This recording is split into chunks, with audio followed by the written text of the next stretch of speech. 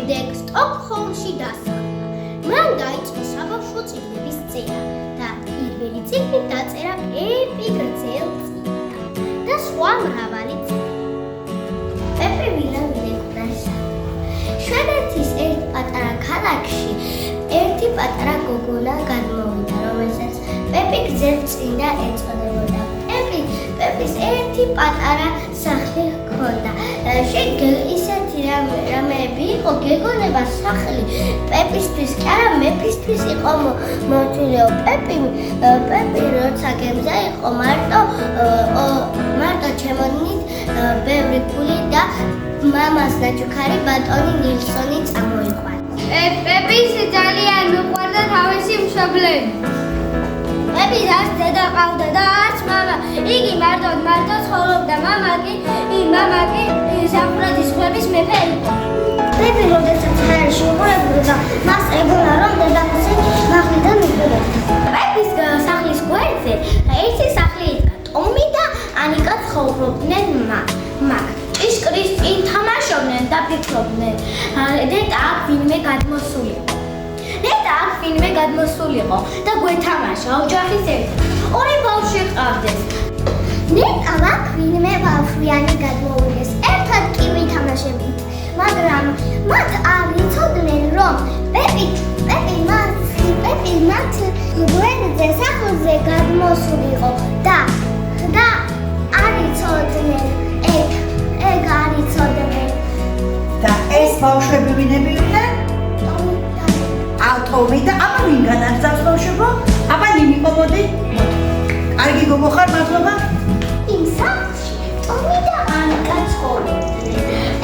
ძალიან უნდოდა მათი გაცნობა, მაგრამ ის ხო მათ არ იცოდა. პეპი ჯერ კიდევ არ იცის, რომ იქ ვიღაც ცხოვრობს. ის მარტო ცხოვრობს. მას არც დედა ყავს და არც მამა, მაგრამ სამაგიეროდ მეგობრები ეყოლება. მალე პეპი მივიდა ტომის და ანიკას გაიცნობს. პეპი ის დასახლდა და წავიდა ბაღაზიაში და რიგით ცხელი და ის ტერასაზე დაამხო. პეპი და ტომი და ანიკა სკოლიდან რომ გამოვიდნენ, მუხის ხეზე აძურენ და იქ დაიწყეს პეპიმ თქვა, რომ მე აქ უნდა დავჭი ერთი რაღაცაც რომ მომიტანოთ, მაინც აქ გავძლებო, თქვა პეპიმ. რა მოაწყეს ამ დროს? ამ დროს მოაწყეს იქ პიკნიკი. კარგი ბიჭი ხარ, მადლობა. აბა ანა მარია შენ რა სიტყვი? ამ დროს პეპი, ტომი და ანიკამ დაიწყეს პიკნიკზე სადილობა. რომ სადილობდნენ, ტომიმ თქვა, რა კარგია ხეზე დარდომა და პიკნიკობაო. პეპიმ დაეთანხმა მას, ანიკამაც დაეთანხმა ტომი. პეპი, ტომი და ანიკა რა თქმა უნდა სკოლაში დადიოდნენ. პეპიმ როგორც იქნა დაიწყო სკოლაში სიარული. პეპიმ როდესაც მივიდა კარი გააბრახუნა. მასწავლებელმა ეს რა თქმა უნდა არ შეიმჩნია.